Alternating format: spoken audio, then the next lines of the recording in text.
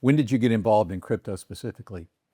So after that experience at AT&T, I was there for about 4 years, and there was an upstart that was challenging the incumbent taxi industry called Uber. And it wasn't the Uber that you know today, but I was anxious to do something else, and I got an opportunity to go work there very early. So I was one of the first 100 employees, and I was able to leave a couple years later after it exploded in growth and was 6,000 employees. And I didn't really know what I wanted to do. I had a little bit of time off, and a friend of mine that I knew from politics was working in finance at this company called blockchain.info. And he said, why don't you come on out to New York, meet the founder. We're working on some pretty interesting stuff. I'd like you to explore it. Maybe you can come work with us. So I did. I met the founder, Peter Smith, and the co-founder, Nick Carey.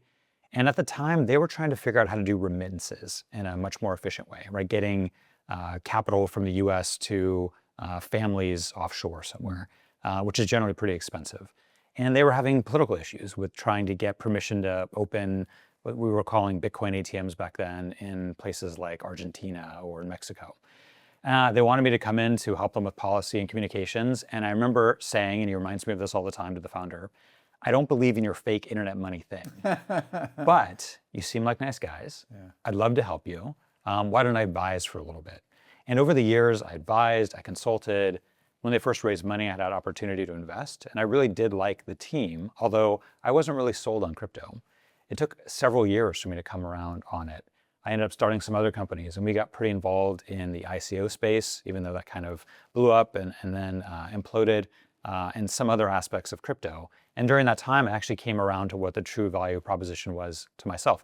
So I didn't go in-house to blockchain.com until about 5 years ago, even though the company is 13 years old. So it took me a little while to come around on it. Now I'm certainly a true believer, but I'm not crypto native like a lot of folks in the space. Yeah, I was doing a little homework beforehand of people that were not believers and now are. And it's kind of remarkable. I was looking at Warren Buffett called it rat poison squared, and Jamie Dimon called it a fraud, and now JP Morgan Chase is deeply involved in blockchain payments.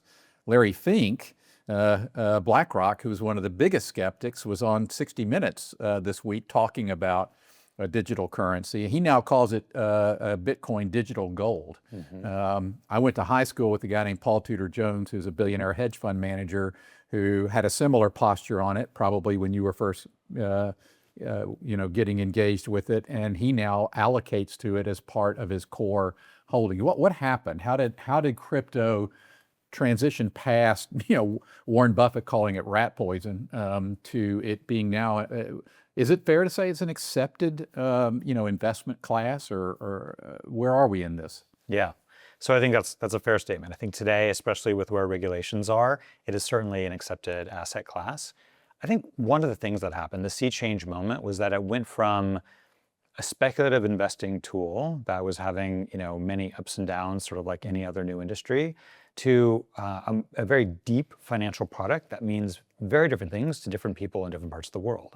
So when you look at crypto through a US lens, it still is very much an investment asset. That's how most people see it. And in fact, BlackRock has seen quite a lot of success through their Bitcoin ETF, right? It's the fastest growing first 21 months of any ETF they've had in history. Really? So they're seeing it firsthand, but that's because of consumer interest in investing, which is fascinating. That is great.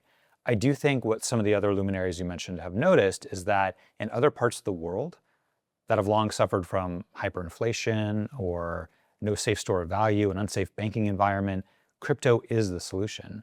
And if you want to have economic growth in your country, what's the fastest way to get there? Give people a safe place to store their value. And so we're seeing this play out all across Latin America, all across Africa. And so it's a little hard to feel it in the US because our financial system here is amazing and there's no reason to question it or have any kind of alternative. But that's not true in most of the world. And I think that is what's happened, is that crypto jumped over the problems in TradFi and a lot of other parts of the world.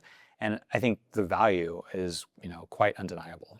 I think also, though, is like when I first heard of like Bitcoin was like circa 2018, but I was hearing it from people that I would not trust with a 10-foot pole or whatever thing, the guru people that are very slimy.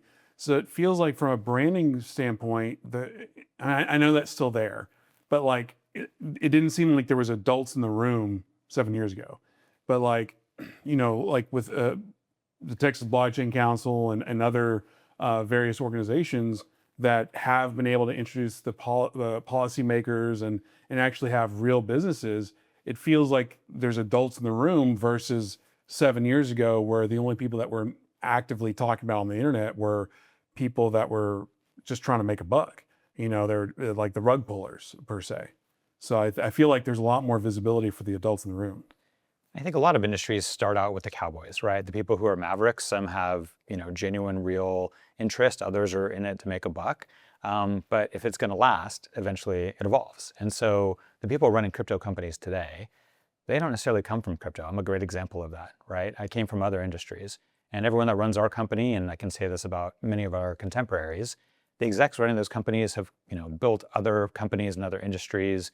They have, reputations that extend deep into Wall Street or into Silicon Valley, and they moved into crypto both to help legitimize it, but to also make it more valuable to the people and firms and industries that need it.